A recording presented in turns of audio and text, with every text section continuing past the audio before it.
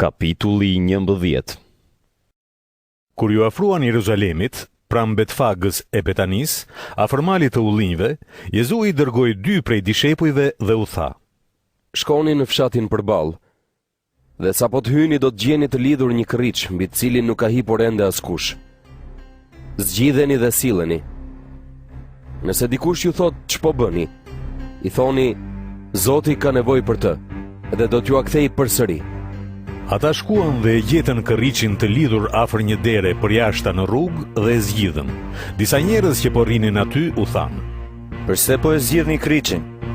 2 dishepujt u përgjigjen siç u kishte thënë Jezui, dhe ata i lejuan. Pastaj e sollën kërriçin të Jezui, i hodhën përsipër rrobat e tyre dhe Jezui u ul mbi të. Shumë veta shtruan në rrugë rrobat e tyre, ndërsa të tjerë shtruan degë të këputura nëpër fusha. Ata që esnin përpara tij dhe ata pas tij thërrisnin: Hosana!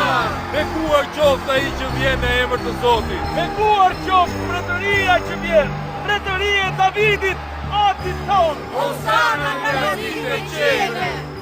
Jezui hyri në Jeruzalem e shkoi në tempull.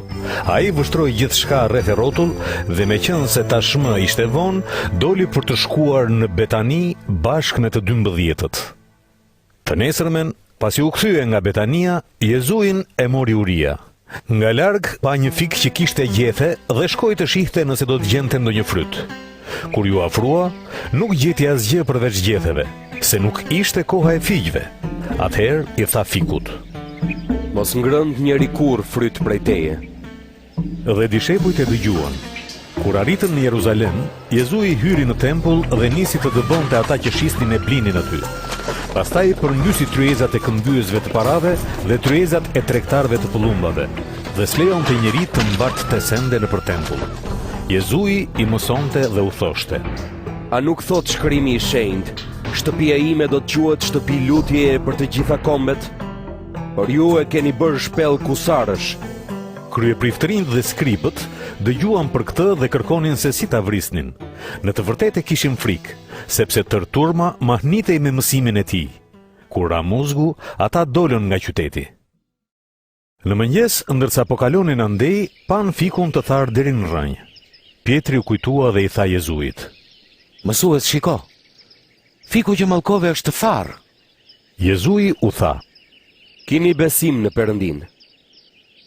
Me të vërtet po ju them se nëse dikush i thot këtij mali ngrihu e hidhu në det, dhe nuk ka dyshime në zemër, por beson se ajo që thot do të ndodh, kështu do të bëhet.